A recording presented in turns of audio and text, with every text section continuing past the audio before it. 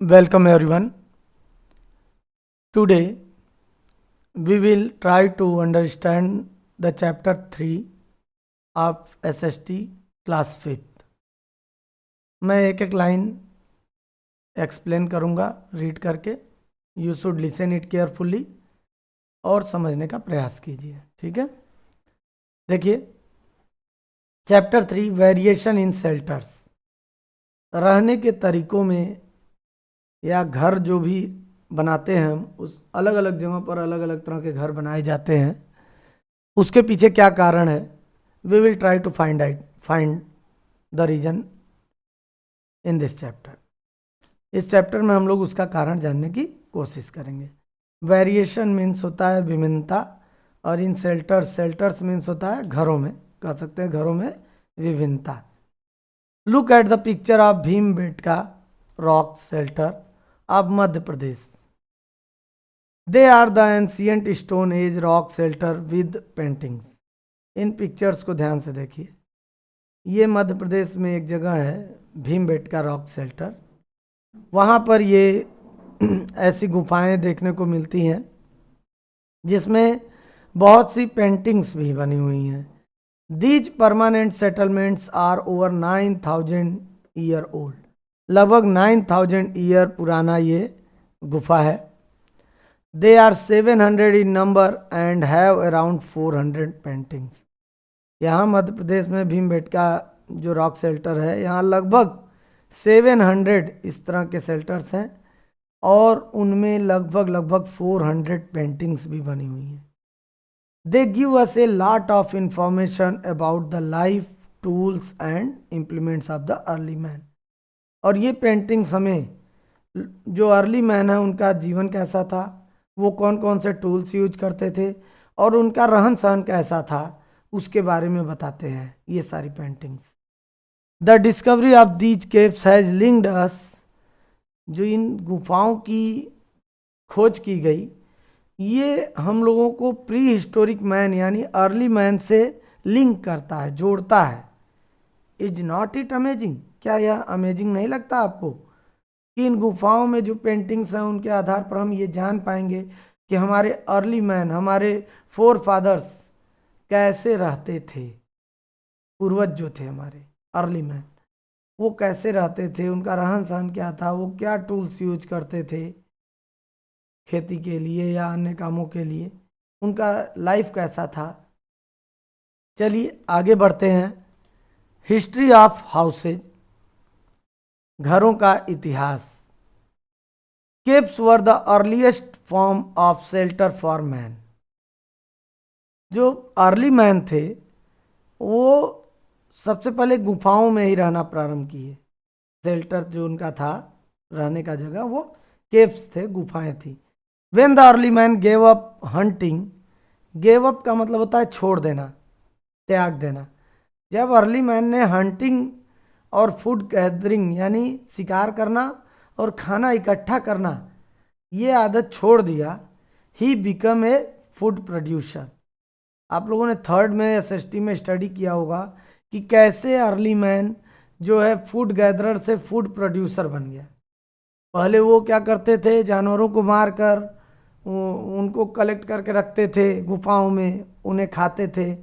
लेकिन धीरे धीरे उनको खेती करना आ गया और वो अब फूड गैदरर की जगह, हंटिंग करने की जगह खेती करने का काम करने लगे. This was the beginning of agriculture. ये खेती की शुरुआत थी.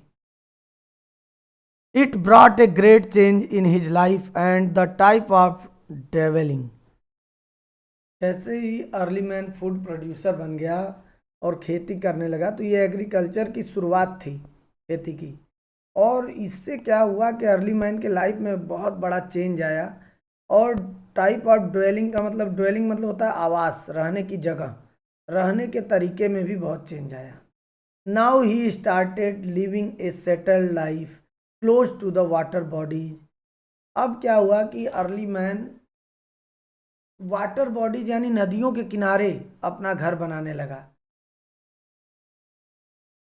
As he needed water for his crops and other domestic activities.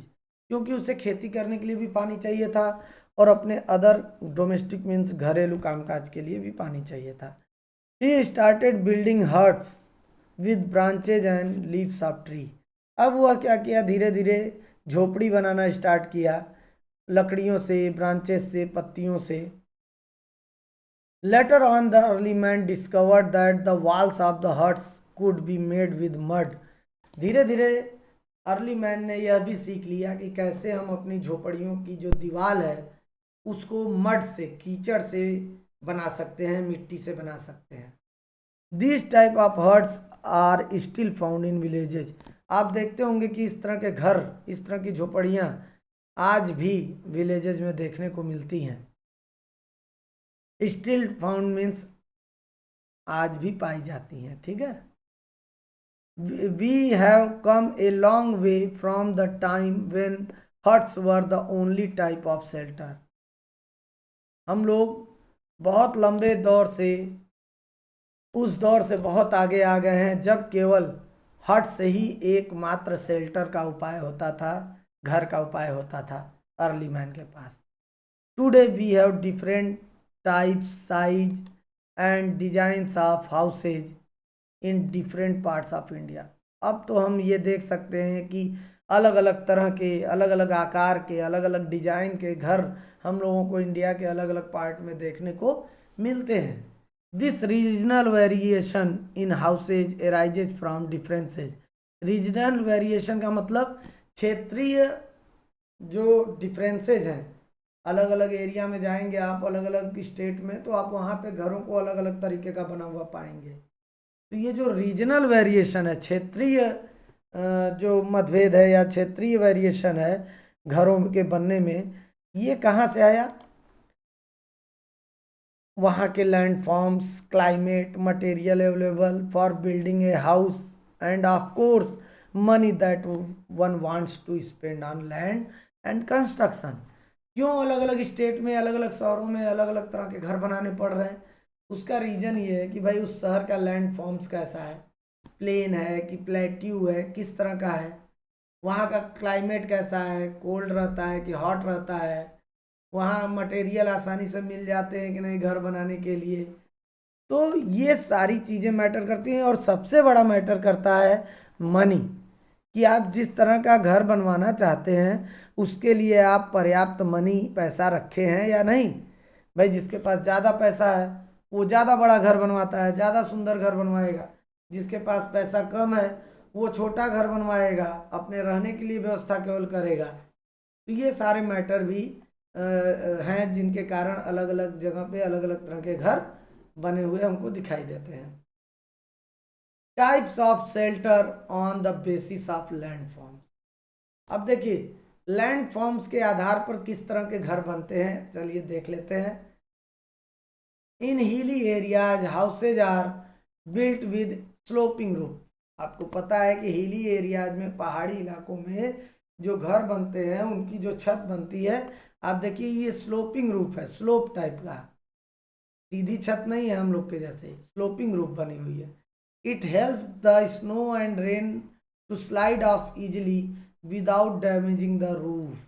अब वहाँ पे बहुत बर्फ पड़ती रहती है, हिली एरियाज में बारिश होती रहती है, तो अगर फ्लैट रूफ बना दिया जाएगा तो उस पर बर्फ पड़ी रहेगी, कलेक्ट होती जाएगी और एक दिन घर गिर जाएगा। तो इसीलिए स्लोपिंग रूफ बनाते हैं ताकि उस पर जो भी बर्फ गिरे या वाटर गिरे, रेन वाटर, वो स्लाइड डाउन कर जाए, नीचे आ जाए। Such houses are found in Srinagar and Shimla. Srinagar और शिमला में इस तरह के घर देखने को मिलते हैं। The houses are here are mainly made of cement, bricks and woods. यहाँ पर जो हाउसेज होते हैं वो मेनली सीमेंट से, ब्रिक्स यानी ईंटों से और लकड़ियों से बने होते हैं। ठीक, आगे देखिए। In plain houses, in plain यानी जहाँ प्लेन एरिया है, houses are built with thick wall and high flat roof to keep them cool in summer. वहाँ का क्या होता है ना कि वॉल को थिक रखा जाता है, मोटा और ऊंचा रखा जाता है, ताकि जो छत है वो सन की गर्मी से अगर गर्म भी हो तो उसकी हीट नीचे तक ना आए और गर्मियों में वह ठंडा बना रहे। The materials of construction are mainly cement and bricks. Plain area में मेनली सीमेंट और ब्रिक से ही बनाए जाते हैं घर। Many people sleep on the flat roof in regions of high temperature like Rajasthan. अब जैसे जहाँ पर बहुत ज़्यादा ठंड गर्मी पड़ती है तो वहाँ पे क्या होता है, लोग छतों पे अपने फ्लैट रूफ पे जाकर सो जाते हैं ताकि उनको कुछ गर्मी से राहत मिले रात में, जैसे राजस्थान में। In cities high rise apartment buildings flats are common because of limited land and large population. और बड़े बड़े शहरों में अगर हम देखें तो वहाँ पर क्या होता है ना, ऊंची ऊंची बिल्डिंगें बन जाती हैं, अपार्टमेंट्स बनाए जाते हैं थोड़े से जगह में ही, क्योंकि भाई बड़े बड़े शहरों में बहुत ज़्यादा लोग जाते हैं काम करने, तो वहाँ की पॉपुलेशन यानी जनसंख्या बहुत बढ़ जाती है। जब जनसंख्या बहुत बढ़ जाएगी तो क्या होगा कि भाई लोगों को रहने के लिए प्रॉब्लम होने लगेगी, तो इसीलिए ऊंची ऊंची बिल्डिंगें बना दी जाती हैं, एक घर के ऊपर दूसरा, दूसरे के ऊपर तीसरा, ताकि ज़्यादा से ज़्यादा लोग वहाँ पे रह सकें। ये देखिए दिया हुआ है, people sleeping on the roof. ये देखिए छतों पे हम लोग भी सोते हैं कभी कभी जब गर्मी ज़्यादा पड़ती है तो। और ये देखिए ऊंची ऊंची बिल्डिंगें, हाई राइज अपार्टमेंट्स बनाए जाते हैं बड़े बड़े शहरों में ताकि ज़्यादा से ज़्यादा लोग रह सकें, क्योंकि बड़े शहरों की पॉपुलेशन बहुत ज़्यादा होती है, जनसंख्या ज़्यादा होती है। इन coastal areas and on island people build stilt house. जो नदियों के किनारे या समंदर के किनारे का एरिया है वहाँ पर जो लोग हैं वो स्टील्ट हाउस बनाते हैं।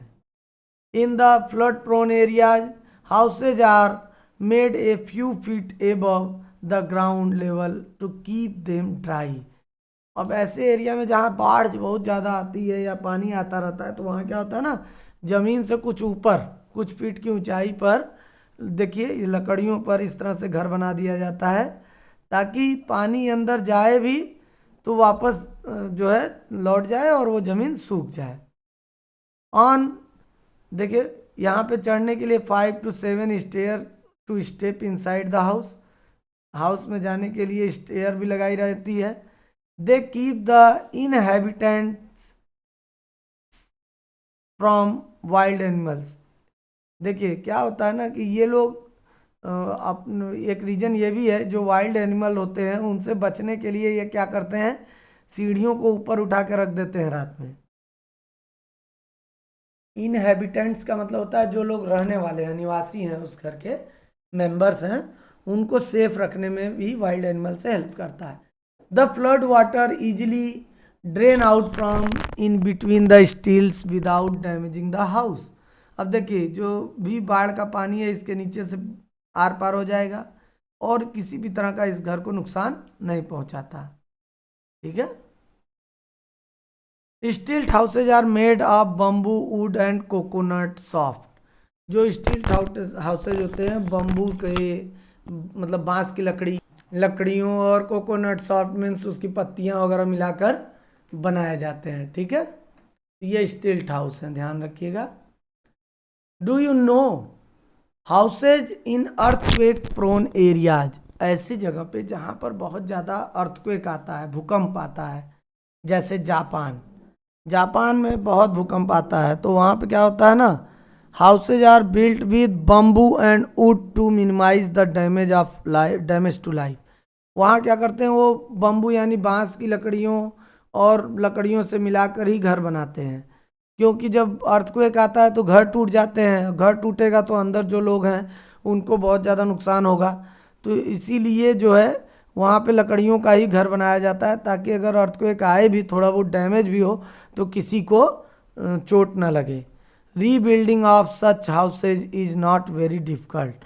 इस तरह के हाउसेज को बनाना बहुत मुश्किल भी नहीं होता है, इसीलिए जापान के लोग जो है इस तरह के लकड़ी वगैरह के घर ही बना कर रहते हैं। We live in a society because we are dependent on other for the fulfilment of our needs. हम लोग समाज, सोसाइटी मीन्स समाज होता है, समाज में रहते हैं, सोसाइटी में रहते हैं। कारण क्या है, क्योंकि हम सब लोग एक दूसरे पर डिपेंड करते हैं। बिना एक दूसरे की मदद के हम लोग का जो ज़रूरत है वो पूरा नहीं होगा। क्यों भाई, अगर मिल्क वाला ना आए दूध देने तो हम लोग को दूध कैसे मिलेगा, और अगर मिल्क वाले नहीं आएगा दूध देने तो उसे पैसा कहाँ से मिलेगा। अगर दुकानें नहीं होंगी तो हम लोग सामान कहाँ से खरीदेंगे? दुकान पर जाकर सामान लेते हैं, हम बदले में उनको पैसे देते हैं। इसी तरह डॉक्टर डॉक्टर के पास हम जाते हैं जब बीमार होते हैं, दवा लेते हैं और बदले में उनको पैसे देते हैं। प्लम्बर को बुलाते हैं अपने घर का काम करने के लिए, तो बदले में पैसे देते हैं। यानी हम लोग एक दूसरे पे डिपेंडेंट हैं, इसीलिए हम लोग सोसाइटी में रहते हैं, समाज में रहते हैं। Community living teaches us to care for others and share facilities like water, electricity, road, market ETC. जो है कम्युनिटी यानी समूह में रहने से क्या फ़ायदा होता है ना, हम लोग एक चीज़ सीखते हैं कि कैसे जो भी फैसिलिटीज हमको मिल रही है, चाहे पानी हो, चाहे बिजली हो, चाहे रोड हो या मार्केट हो, कैसे एक हम लोग शेयर करते हैं। देखिए मार्केट में सभी लोग जाते हैं, सामान लेके आते हैं, बिजली सबको मिलती है, रोड सबके लिए होती है, तो कैसे शेयर किया जाता है, इससे हम लोग ये सीखते हैं, मिलजुल कर रहते हैं। Most houses are built close together as people like to live in the company of others. ज़्यादातर लोग जानते हैं घर जो बनाते हैं कैसे बनाना चाहते हैं, ऐसे लोगों के आसपास बनाना चाहते हैं जो उनके साथ किसी कंपनी में या किसी जगह पे काम करते हैं। अपने ही लोगों के आसपास लोग घर बनाना चाहते हैं ताकि मिलजुल कर रहें और अच्छे से रहें। We need help in case of any disaster और trauma of losing a home और गेटिंग इंजर्ड। भाई हम लोग देखिए जब कभी कोई आपदा आ जाती है, डिजास्टर मीन्स कह सकते हैं आपदा, मुश्किल, ठीक है, या प्रॉब्लम कोई बड़ी आ जाती है या हम इंजर्ड हो जाते हैं, a neighbourhood police station provides help and security. तो हमारे आसपास का जो पुलिस स्टेशन है वही ना हम लोगों को हेल्प देता है, हम लोग की रक्षा करता है। We also need services of hospital, ambulance and doctor to provide first aid. और हम लोगों को डॉक्टर, एम्बुलेंस और भी जो फर्स्ट एड होता है उसकी ज़रूरत पड़ती है, तो कौन हमको अवेलेबल कराता है? हमारे आसपास जो लोग होंगे, जो हॉस्पिटल होंगे, वही ना हमारे लिए मदद करते हैं। शेयरिंग स्पेस विद नेबर्स, जो अपन चीज़ों को शेयर करना, ठीक है, अपने नेबर यानी पड़ोसियों के साथ। There was a farmer who grew the best quality corn. यहाँ देखिए एक स्टोरी शेयर कर रहा है कि एक फार्मर था जो कि बहुत ही बेस्ट क्वालिटी का कॉर्न यानी मक्का उगाता था। ग्रो का ही सेकंड फॉर्म है grew. Every year he won many prizes, इसलिए इसको हर साल बहुत प्राइज मिलता था। Once a newspaper reporter interviewed him, एक बार एक न्यूज़पेपर रिपोर्टर जो है उसका इंटरव्यू लेने गया and learn something very interesting, और उसने बहुत अच्छी बात उससे सीखी। The farmer shared his corn seeds with his neighbours. जो फार्मर था वो जो मक्का होता था ना, मक्के को अपने नेबर यानी पड़ोसियों से भी शेयर करता था। How can you afford to share your corn seed with your neighbours. तो वो बोला रिपोर्टर की कैसे आप जो है फ़ायदा पाते थे भाई, कैसे आप मक्का इतना शेयर कर देते थे corn. They are also entering the same competition with you, the reporter आज, क्या वो लोग भी ऐसा ही करते थे जैसा आप करते थे? आपकी जैसे आप दे देते थे उनको कॉर्न, तो क्या वो लोग भी देते थे? तो वो बोला sir, said the farmer, farmer बोला sir, the wind picks up pollen from the ripened corn and swirl it from field to field। Farmer बोला कि जो कॉर्न बड़ा हो जाता था तो क्या होता, उसके पॉलन ग्रेन एयर की वजह से उड़कर फील्ड टू फील्ड यानी खेत से लेकर अलग अलग खेतों में फैल जाते थे।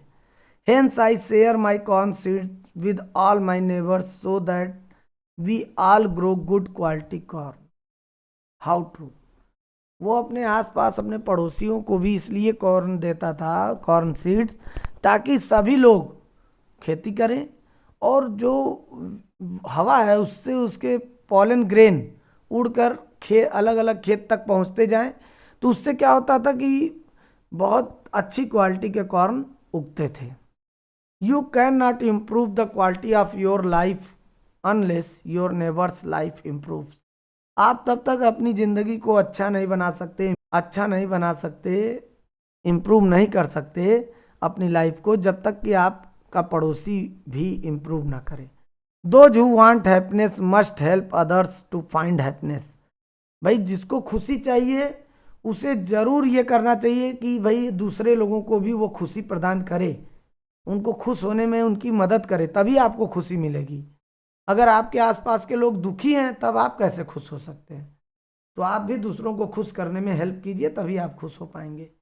The welfare of each and every member of the society is necessary. देखिए सोसाइटी में जितने लोग हैं, चाहे कोई हो, एक झाड़ू लगाने वाले से लेकर एक डॉक्टर, इंजीनियर और भी जो भी लोग रहते हैं सोसाइटी में, उन सभी लोगों का कल्याण होना चाहिए। वेलफेयर मीन्स होता है कल्याण, उन सब का उद्धार होना चाहिए, तभी जो है हम सब खुश रह पाएंगे, एक अच्छी सोसाइटी बन पाएगी। The story highlights the importance of our responsibility and teaches us community living. जो ये स्टोरी है, ये स्टोरी हमको यह सिखाती है कि हमारी क्या क्या रिस्पॉन्सिबिलिटी है, क्या जिम्मेदारी है हमारी समाज के प्रति, और हमें कैसे समाज में घुल मिल कर रहना चाहिए। Create a happy, safe and comfortable neighbourhood. हम सबको अपने आसपास के पड़ोसियों को हमेशा खुश रखना चाहिए, उनकी सुरक्षा करनी चाहिए और उनके लिए ऐसा माहौल बनाना चाहिए ताकि वो कंफर्टेबल हों, उनको किसी तरह की कोई दिक्कत ना हो। देखिए, do you know the police encourages people to follow the neighbourhood watch plan. इस समय जो पुलिस है वह लोगों को जागरूक कर रही है कि जो भी एक दूसरे के पड़ोसी हैं वो एक दूसरे के घरों के आसपास की एक्टिविटी पर भी नज़र रखें। Any suspicious character, suspicious means संदेहात्मक, मतलब जिस पे शक हो, और activity in the locality must be reported by neighbours. अगर मान लीजिए कोई कहीं गया है, अपने गांव गया है या कहीं आज किसी काम से गया है और उसके घर में ताला लगा हुआ है, तो आसपास के पड़ोसियों को यह चाहिए कि अगर उसके घर के आसपास किसी प्रकार के कोई सस्पेशियस पर्सन या संदेहात्मक शक वाली एक्टिविटी हो रही है, कोई ऐसे लोग हैं, तो तुरंत उसको, नेबर को जो है रिपोर्ट करना चाहिए पुलिस को। It is a wonderful way of crime prevention. इससे क्या होगा कि हम लोग क्राइम को रोक पाएंगे। And ensuring safety of resident specially the elderly member and children. इससे क्या होगा कि हम लोग क्राइम को रोक पाएंगे और हमारे आसपास के जो रेजिडेंट हैं यानी लोग हैं, खास करके जो बुजुर्ग लोग हैं और बच्चे हैं, तो उनकी हम रक्षा कर पाएंगे, उनकी सेफ्टी को हम सिक्योर कर पाएंगे, श्योर कर पाएंगे। तो इसलिए हम लोगों को ध्यान देना चाहिए अपने पड़ोसियों के घरों के आसपास की एक्टिविटी पर भी। केयरिंग फॉर नेबर्स, कैसे हम अपने पड़ोसियों की देखभाल करें। Most people keep their own homes neat and tidy from inside but do not hesitate to throw the garbage on the street. देखिए बहुत से लोग अपने घरों को तो साफ सुथरा रखते हैं, अंदर से खूब सफाई करेंगे, टीडी मीन्स भी साफ होता है, ठीक है, लेकिन घर के अंदर तो खूब सफाई कर लिए, लेकिन घर के बाहर स्ट्रीट यानी रोड पर वो ले जाकर कूड़ा फेंक देते हैं, गार्बेज, कूड़ा करकट फेंक देते हैं। Imagine the condition of streets if everyone acted in this manner. सोचिए कि अगर सभी लोग स्ट्रीट पर, रोड पर ले जाकर अपने घर का कूड़ा करकट फेंकने लगे, गार्बेज फेंकने लगे, तो क्या कंडीशन होगी रोड की। We must keep the same cleanness standard for the surroundings that we keep for our houses. हम लोगों को इस बात का ध्यान रखना चाहिए कि जिस तरह हम लोग अपने घर के अंदर साफ सफाई का ध्यान रखते हैं, उसी तरह हमको अपने आसपास भी, घर के आसपास भी सफाई का ध्यान रखना चाहिए। A clean neighbourhood does not have garbage heaps, flies, mosquitoes and unpleasant smells. एक जो अच्छा और साफ सुथरा पड़ोसी होता है वो बिल्कुल नहीं चाहता कि उसके घर के आसपास किसी तरह का कूड़ा करकट का ढेर लगे, मॉस्किटो हो, फ्लाइज हो, या किसी अनप्लीजेंट स्मेल, गंदी स्मेल आ रही हो, महक आ रही हो। As a good neighbour we have some responsibilities. एक अच्छे पड़ोसी होने के नाते हम लोगों की कुछ जिम्मेदारियां हैं। We should keep the volume of radio and television low. अगर हम टीवी देख रहे हैं या रेडियो सुन रहे हैं तो हम लोगों को आवाज़ बहुत ज़्यादा तेज़ नहीं करनी चाहिए, स्पेशली एट नाइट, खास करके रात में, ताकि हमारे पड़ोसियों को कोई प्रॉब्लम ना हो। We should not use noisy equipments at night like washing machine और वैक्यूम क्लीनर। रात के समय में हम लोगों को जो शोर करने वाले, नॉइजी मीन्स होता है शोर करने वाले इक्विपमेंट्स, यानी जो टूल्स हैं, यंत्र हैं, उनको हमें नहीं यूज करना चाहिए, जैसे वॉशिंग मशीन हो गया या वैक्यूम क्लीनर हो गया। We must inform our neighbours in advance if we are having a party. अगर आपके घर कोई पार्टी है, शोर होगा, आपको पता है, तो अपने नेबर्स यानी पड़ोसियों को पहले से ही बता दीजिए ताकि वो तैयार रहें इस चीज़ के लिए। We can also organise a car pool with neighbours. हम लोगों को कार पूल ऑर्गेनाइज करना चाहिए अपने पड़ोसियों के साथ। जैसे भाई आप भी कार से जाते हैं ऑफिस और आपके पड़ोसी भी कार से जाते हैं ऑफिस, जबकि दोनों लोगों को एक ही ऑफिस में जाना है, तो हम लोग दो कार से क्यों जा रहे हैं भाई? एक कार से जाएंगे, एक हफ्ते वो पेट्रोल भरवा देंगे, एक हफ्ते आप पेट्रोल भरवा दीजिएगा। तो इसको कहते हैं कार पूलिंग, ठीक है, ताकि जो है वो ना हो, पोल्यूशन ना बढ़े। And share the parking space peacefully. और पार्किंग स्पेस जहाँ गाड़ी वगैरह रखने की जगह होती है उसको भी पीसफुली शेयर करना चाहिए। Always be ready to help your neighbours in case of an emergency. बिल्कुल तैयार रहिए, कभी भी इमरजेंसी आ जाए पड़ोसी को तुरंत तैयार रहिए अपने पड़ोसी की हेल्प करने के लिए, क्योंकि जब आप परेशान होंगे तो आपका ही पड़ोसी आपकी हेल्प करेगा। तो इस तरह से हम लोगों को एक दूसरे की हेल्प करनी चाहिए, एक दूसरे के नेबर की हेल्प करनी चाहिए। देखिए बच्चों, एक डू यू नो भी है। Like human beings ends and बीज आल्सो लिव इन कॉलोनीज। जैसे हम ह्यूमन घर बनाकर, कॉलोनी बनाकर रहते हैं ना, उसी तरह जो इंसेक्ट्स होते हैं, एंट और बीज, चींटे और जो बीज है, मधुमक्खियाँ, वो भी कॉलोनी बनाकर रहती हैं। They work collectively as a social unit. ये सब क्या होता है ना, जो है मिलकर काम करते हैं एक साथ सामाजिक रूप से। They divide their work between female and male workers and the queen. ये भी क्या करते हैं, अपना अपना काम बांट देते हैं। जो मेल वर्कर हैं आदमी, उनको अलग काम, जो फीमेल वर्कर हैं उनको अलग काम, और रानी जो है क्वीन, उसको अलग काम बांट देते हैं। इसीलिए इन इंसेक्ट्स को कहते हैं सोशल इंसेक्ट्स, सामाजिक कीड़े, ठीक है। तो याद रखिएगा, कभी कभी क्वेश्चन आ जाता है, right the name of social insects. तो हनी बी का नाम लिख सकते हैं आप, एंट का नाम लिख सकते हैं, टर्माइट का नाम भी लिख सकते हैं, जो दीमक होते हैं। तो मुझे उम्मीद है आप लोगों को यह वीडियो पसंद आया होगा, और अगर वीडियो अच्छा लगा तो ज़रूर लाइक करें, शेयर करें, कमेंट करें। और अगर अभी तक आपने चैनल को सब्सक्राइब नहीं किया है तो सब्सक्राइब करके बेल आइकन को प्रेस कर दें। Thank you.